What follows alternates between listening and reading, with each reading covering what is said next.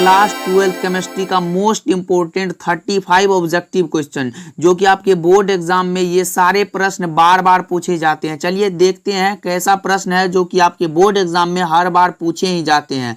तो क्लास में आज लास्ट तक बने रहना। उससे पहले अगर चैनल पे नए जुड़ रहे हो तो सब्सक्राइब करके ऑल नोटिफिकेशन को ऑन कर लीजिएगा। चलिए क्लास को स्टार्ट करते हैं और आप सभी हमारे साथ चैट सेक्शन में और कमेंट सेक्शन में आंसर लगाते चलिए, फिर देखते हैं कितना सही कर पाते हो आप। फटाफट से लगाइएगा आंसर। देखिए पहला सवाल क्या है, निम्नलिखित में कौन अक्रिस्टलीय ठोस पदार्थ है। यानी अक्रिस्टलीय ठोस यानी एमॉर्फस सॉलिड पूछा गया है। एमॉर्फस सॉलिड कौन कौन से हैं, तो मैं बता दूं जिनकी निश्चित और नियमित ज्यामितीय आकृति होती है वो वे सारे क्रिस्टल होते हैं, और जिनकी नहीं होती है वे सारे अक्रिस्टल होते हैं। तो देखिए graphite, quartz glass, chrome alum और सिलिकॉन कार्बाइड। तो क्या होगा इसका सही जवाब, फटाफट से बताइए।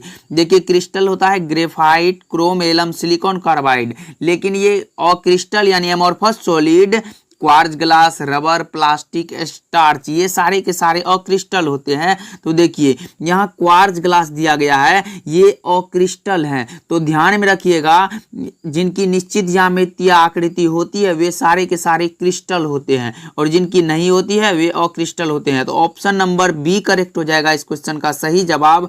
अक्रिस्टलीय ठोस पदार्थ हैं quartz glass. Option B is the correct answer. चलिए आगे बढ़ते हैं। फटाफट से आप सभी चैट सेक्शन में इसका आंसर लगाते चलिएगा। ट्रांजिस्टर सेटों के निर्माण में प्रयुक्त होने वाला तत्व कौन सा है, फटाफट से लगाएंगे आप सभी इसका आंसर। एल्यूमिनियम, सिलिकॉन, कॉपर और जिंक। क्या होगा इसका सही जवाब, तो इसका सही जवाब हो जाएगा सिलिकॉन। क्या सिलिकॉन हो जाएगा इसका, जिसका एटॉमिक नंबर 14 होता है। तो ऑप्शन नंबर बी लगा लेंगे आप सभी, silicon is the correct answer. Okay चलिए आगे बढ़ते हैं।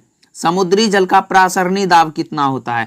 अब बताओ जी समुद्री जल का प्रासरणी दाब कितना होता है, 30 एटीएम, 10 एटीएम, 20 एटीएम या फिर 1 एटीएम। तो इसका सही जवाब हो जाएगा 30 एटीएम। एटीएम एटमॉस्फेयर होता है, तो 30 ATM option number A correct हो जाएगा। 30 एटीएम समुद्र जल का प्रासरणी दाब लगभग 30 एटीएम होता है। ओके चलिए शुद्ध जल का पीएच मान।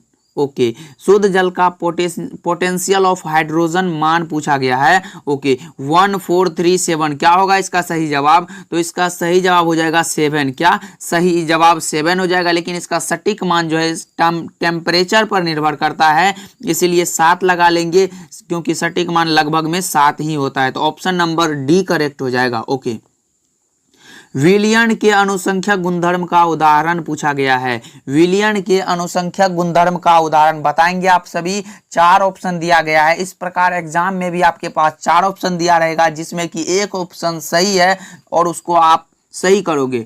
चलिए बताएंगे आप सभी। 5 नंबर सवाल का एलिवेशन ऑफ बॉइलिंग पॉइंट यानी क्वथनांक का उन्नयन हो जाएगा। ऑप्शन नंबर सी करेक्ट हो जाएगा। ध्यान में रखिएगा क्वथनांक का उन्नयन। विलयन के अनुसंख्यक गुणधर्म 4 ही होते हैं, क्वथनांक का उन्नयन, हिमांक का अवनमन, वाष्प दाब का अपेक्षिक अवनमन और प्रासरणी दाब। ओके ध्यान में रखना है इन सारी बातों को। लो जी निम्नलिखित में कौन अनुसंख्यक गुणधर्म नहीं है।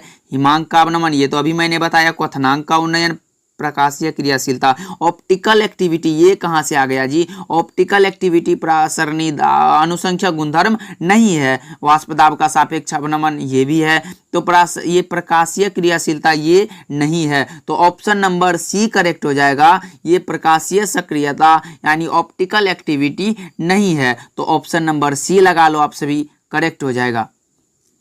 प्रासरणी दाब बढ़ता है कब, जब तापक्रम बढ़ता है, तो ऑप्शन नंबर ए करेक्ट हो जाएगा। तापक्रम बढ़ेगा तो प्रासरणी दाब भी बढ़ेगा। ध्यान में रखना इन सारी बातों को। 8 नंबर सवाल की ओर बढ़ते हैं। देखिए थोड़ा जूम आउट कर देते हैं। 8 नंबर सवाल क्या है, बर्फ में नमक मिला देने पर बर्फ का तापमान 0 डिग्री सेल्सियस से कम हो जाता है, तो इसका कारण क्या है। ओके बताइए आप सभी क्या होगा इसका सही जवाब। डिप्रेशन ऑफ फ्रीजिंग पॉइंट यानी हिमांक का अवनमन। ओके हिमांक का अवनमन हो जाएगा। Option number C is the correct answer. ध्यान में रखना ये सारा क्वेश्चन बहुत ही ज्यादा इंपॉर्टेंट है भाई। मैंने बहुत ही मेहनत करके इन सारी क्वेश्चन को निकाला है जो आपकी बोर्ड एग्जाम में हर बार पूछे जाते हैं।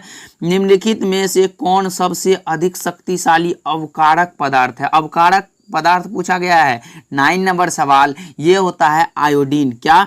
आयोडीन हो जाएगा I2। ओके, ध्यान में रखना है ये सबसे शक्तिशाली अवकारक पूछा गया है। अवकारक है आयोडीन, लेकिन ऑक्सीकारक भी पूछा गया है। देखो भाई नीचे अवकारक दूसरे साल और ये ऑक्सीकारक भी पूछे गए थे। तो निम्नलिखित में कौन सबसे ऑक्सीकारक पदार्थ है? 10 का क्या होगा? फ्लोरीन। F2 हो जाएगा ऑप्शन नंबर ए करेक्ट हो जाएगा। ध्यान में रखना ऑक्सीकारक पूछे तो फ्लोरीन हो जाएगा, अवकारक पूछे तो आयोडीन हो जाएगा। ध्यान में रखना है। ओके, फैराडे का विद्युत विच्छेदन का द्वितीय नियम किससे संबंधित है? ओके, फैराडे का विद्युत विच्छेदन का द्वितीय नियम किससे संबंधित है? तो विद्युत अपघट्य के समतुल्य भार से, विद्युत अपघट्य के समतुल्य भार से संबंधित है। तो ऑप्शन नंबर बी लगा लो आप सभी तो करेक्ट हो जाएगा। ओके, और याद कर लो ये सारे प्रश्न को, मैं बता रहा हूं, इसका हो सके तो नोट्स भी बना लेना, नहीं तो इसको याद करते चलो क्लास में ही और आंसर लगाते चलो अच्छे से। एक फैराडे बराबर क्या होता है? 96,500 कूलम्ब। लेकिन दो 96,500 ए में और सी में, तो लगभग में 96,500 कूलम्ब होता है। तो ऑप्शन नंबर सी करेक्ट हो जाएगा। अगर इस प्रकार का ऑप्शन दिया रहे तो ए नहीं होगा, ऑप्शन सी होगा, क्योंकि लगभग में होता है। ओके, चलिए आगे चलते हैं। विद्युत का सबसे अच्छा सुचालक पूछा गया है। विद्युत का सबसे अच्छा सुचालक क्या है? निम्नलिखित में कौन विद्युत का सबसे अच्छा सुचालक है? तो वो होता है ग्रेफाइट। क्या? ग्रेफाइट हो जाएगा। ऑप्शन नंबर बी करेक्ट होगा। ओके, चलिए आगे बढ़ते हैं, फटाफट से लगाते चलेंगे आप सभी। प्रथम कोटि की अभिक्रिया के लिए इकाई पूछा गया है। प्रथम कोटि की अभिक्रिया के लिए होता है सेकेंड इनवर्स। तो कहाँ है सेकेंड इनवर्स? ऑप्शन ए में दिया गया है। कभी कभी S-1 यानी S इनवर्स भी रहता है, ध्यान में रखिएगा। कभी हिंदी में भी सेकेंड इनवर्स रहता है, ये सारी बातों को ध्यान में रखिएगा।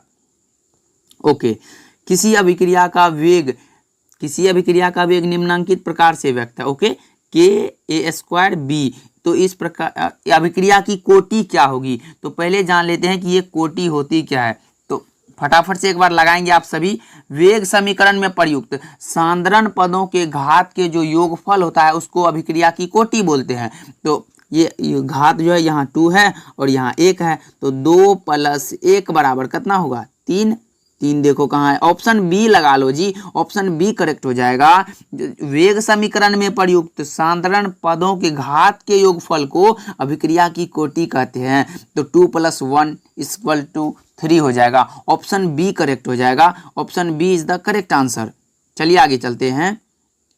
किसी वस्तु के प्रतिक्रिया करने का दर निर्भर करता है, किस पर करेगा? रे भाई साहब जल्दी बताओ आप सभी, फटाफट से लगाइए। 16 नंबर का क्या होगा सही जवाब? सक्रिय भार पर। सक्रिय भार हो जाएगा। ऑप्शन डी करेक्ट हो जाएगा। सक्रिय भार पर निर्भर करता है। चलिए आगे बढ़ते हैं। ताजे अवक्षेप को कोलॉइड में बदला जा सकता है। ओके, तो ये होता है पेप्टाइजेशन के द्वारा। ऑप्शन नंबर बी करेक्ट हो जाएगा। फटाफट से लगाइए। देखिए 17 नंबर सवाल को भी हम लोग क्रॉस करने वाले हैं। फटाफट से आप सभी, एनर्जी नहीं दिख रहा है आप सभी में, फटाफट से लगाओ भाई, क्योंकि आप बोर्ड एग्जाम के स्टूडेंट हो। फटाफट से लगाओ। किस गैस का अवशोषण चारकोल के द्वारा सबसे अधिक होता है?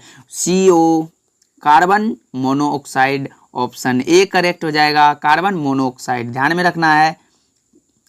अपमार्जक को क्या कहते हैं? अपमार्जक को क्या बोलते हैं? 19 नंबर सवाल है। अपमार्जक को क्या बोलते हैं? पृष्ठ सक्रियन। पृष्ठ सक्रियन बोलते हैं। ऑप्शन नंबर ए करेक्ट हो जाएगा। Option A is the correct answer. फटाफट से लगाइए आप सभी आंसर। एंजाइम का मुख्य स्रोत क्या है? एंजाइम का मुख्य अवयव क्या है? लगाएंगे आप सभी। 20 नंबर सवाल का जवाब होगा प्रोटीन, कार्बोहाइड्रेट, वसा या हार्मोन्स। तो इसका सही जवाब हो जाएगा प्रोटीन। एंजाइम का मुख्य स्रोत या अवयव प्रोटीन है। तो ऑप्शन नंबर ए करेक्ट हो जाएगा। ओके, चलिए आगे बढ़ते